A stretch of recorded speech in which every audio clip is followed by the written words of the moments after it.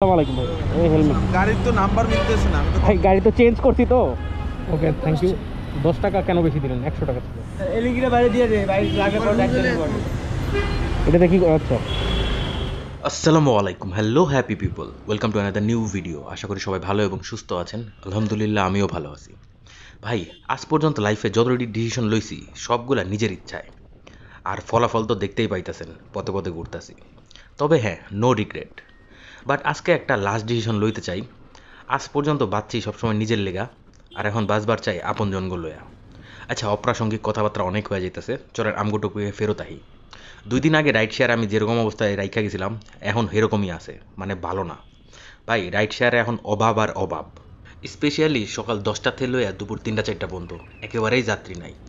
আর তখন অভাবে রাইডার গোজায় স্বভাব নষ্ট হইয়া, আর ওই সময় ইন ড্রাইভে যাত্রী কম টাকায় যাই লইয়া। আচ্ছা চলেন আর পেশাল না পাইরা আমগো ভিডিওটা বিসমিল্লা করি। আজ জানুয়ারি মাসের 22 তারিখ, রোজ বুধবার, সময় এখন সকাল 9:15।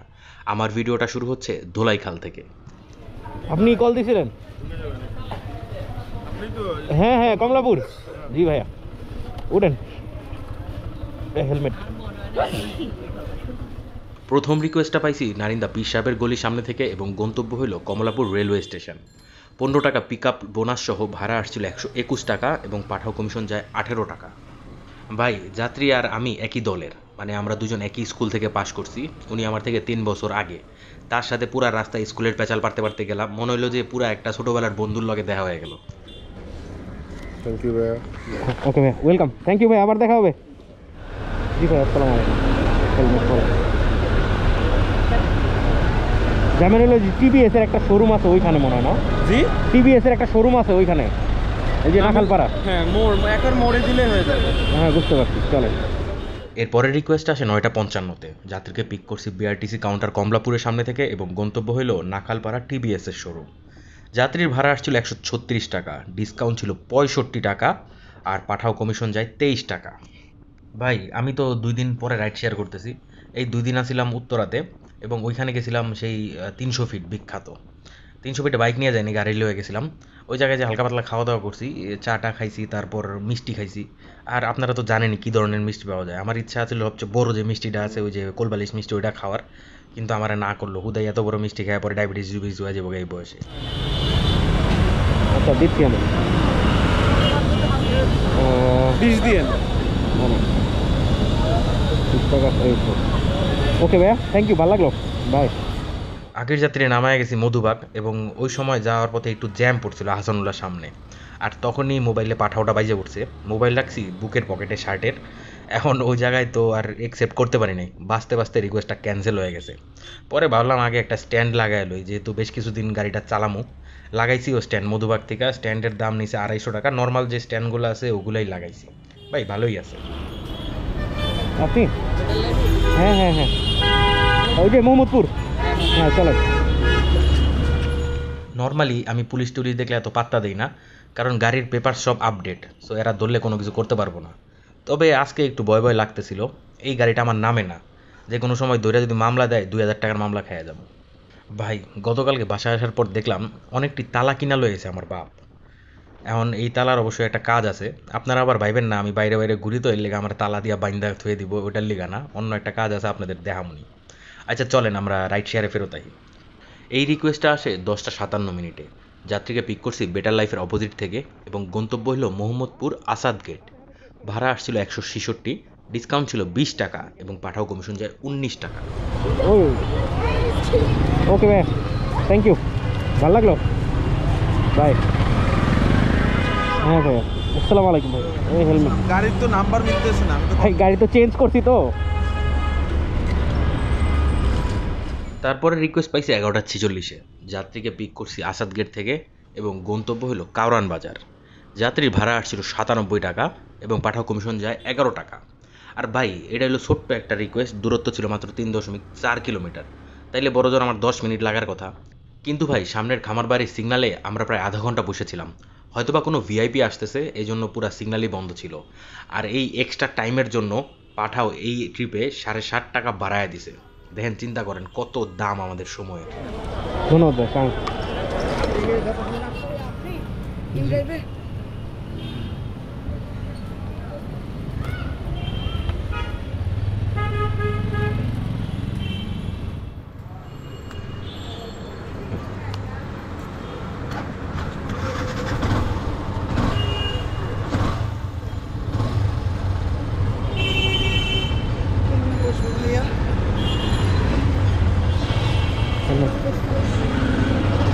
ক্যানাডিয়ান ইউনিভার্সিটি যাবেন? হ্যাঁ, সাবধানে যাও। যাবো। তুমি এয়ারপোর্টে যাও। আমরা যারা রাইডার আছি তাকেও সময়ের দাম মানুষে কিনলেগা দিব কন। এই যে ধরেন আগের যাত্রীরা নামাইছি 12:40 এবং এর পরের ট্রিপ ধরছি আমি ইনড্রাইভে 1:25। তাহলে এই যে 45টা সময় হুদাই না পাস হয়ে গেল, কোনো মূল্য আছে বলেন? এই 45 মিনিট আমি এদিক ওদিক ঘুরছি, 2 কাপ চা খাইছি, আর বাকি সময় আকাশে তারা গুনছি। যদিও ভাই দিনের বেলা তারা দেখা যায় না, তাও আমি 2টা দেখছি। এই যাত্রীরা পিক করছি সিদ্ধেশ্বরী থেকে এবং গন্তব্য হইল ক্যানাডিয়ান ইউনিভার্সিটি। যাত্রী 100 টাকা ভাড়া অফার করছিল, আমি সালাম দিয়ে ওইটাই অ্যাকসেপ্ট করে লইছি। ওকে, থ্যাংক ইউ। 10 টাকা কেন বেশি দিলেন? 100 টাকা ছিল। কত আসছে দেখেন। 100 টাকা ছিল, ঠিক আছে, থ্যাংক ইউ, ওয়েলকাম। কল দিয়েছিলেন? এআইইউবি।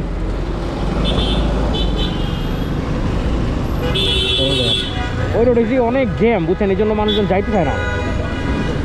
আমার হেলমেটটা এত সুন্দর কেন? চলেন। এরপরের রিকোয়েস্ট ধরছি 1:55-তে। যাত্রী আছে বনশ্রী এই ব্লকে, গন্তব্য হইল এআইইউবি ইউনিভার্সিটি। ভাড়া অফার করছে 140, আমি তার 165 বিট করছি, হ্যাঁ রাজি হয়েছে।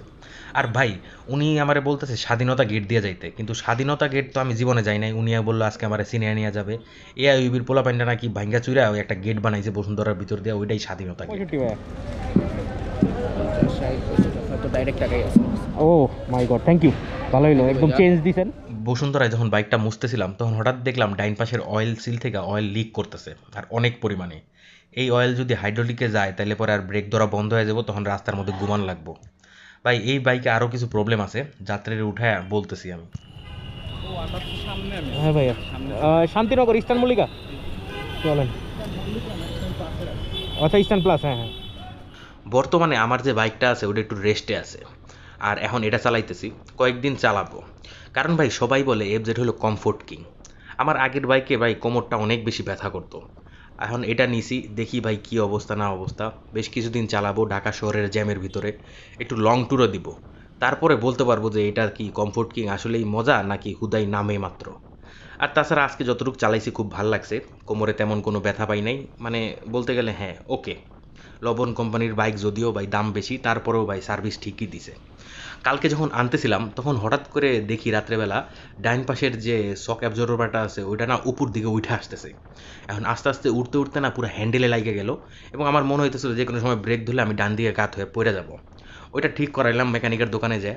আজকে তো আবার দেখলাম সারাদিন খালি অয়েল বেরোইতে আছে, আমি খালি একটু পরপর মুছা রাখি। যাই হোক ভাই, কোনো দুর্ঘটনা ঘটে নাই। মেকানিকের কাছে আবার গেছি, আবার ঠিক করাইছি। আবার আল্লাহই জানে কালকে আবার নতুন কি প্রবলেম দেখা দিবে এই লবণ কোম্পানির বাইকে।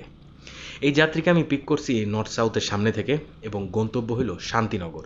যাত্রী ভাড়া অফার করছিল শুরুতে 140, তারে আমি 165 টাকা বিট করছি, হ্যাঁ রাজি হয়ে গেছে, ওইভাবেই যাইতেছে। ওকে, থ্যাংক ইউ। যাত্রী নামাইছি 3:30টায়, তারপরে আধা ঘন্টার ওপরে ওই নিয়েই বয়ে আসছিলাম ইস্টার্ন প্লাসের সামনে। পাঠাওতে পুরো ম্যাপটা লাল দেখাইতেছিল, কিন্তু রিকোয়েস্ট আইলো না। ইন ড্রাইভেও কাছাকাছি কোনো রিকোয়েস্ট নাই। দুজন মানুষেরও জিগাইলাম যে ভাই যাইবেন নাকি, কিন্তু কেউ যাইবার চায় না। ভাই কি করুম, যখন কপাল খারাপ থাকে তখন ভাই উটের উপরে বয়ে থাকলেও কুত্তায় কামড় দিয়া যায়। যাই হোক, রিজিকে যতটুকু আছে এর বেশি তর পামু না, রওনা দিয়ে দিলাম বাসার দিকে। চলেন তাহলে আজকে হিসাবটা কইরা আলাই। আজকে পাঠাওতে আমি 4টা ট্রিপ কমপ্লিট করছি এবং ইনকাম করছি 456, আর ইন ড্রাইভে মারছিলাম 430 টাকা। টোটাল যোগ করলে দাঁড়াইলো 890। একটা কথা চিন্তা করেন ভাই, সেই সকাল 9টা থেকে বিকেল 4টা পর্যন্ত 7 ঘন্টা দৌড়ঝাঁপের পর যদি ইনকাম দাঁড়ায় 890, তাহলে তো ভাই এই পেশায় আসার কোনো মানেই হয় না। তার উপরে তো তেল খরচ আছেই, আর এটার মধ্যে কেমনে কি তেলের সিস্টেম আমি বুঝতেও পারতাছি না। হইতে পারে 200-250 টাকার তেল তো গেছেই। আসেন তাহলে ভিডিওটা শেষ করি। প্রিয় ভাই ব্রাদার ও আপুরা, আজ এখানেই বিদায় নিব। সবাই ভালো থাকবেন, সুস্থ থাকবেন, ইনশাআল্লাহ কাল আবার দেখা হবে। আর আমার পেঁচাল যদি ভাল লাগে তাহলে আল্লাহর হস্তে একটা লাইক দিয়ে যায়, হ্যাঁ। নতুন যারা আছেন সাবস্ক্রাইব করতে ভুলবেন না।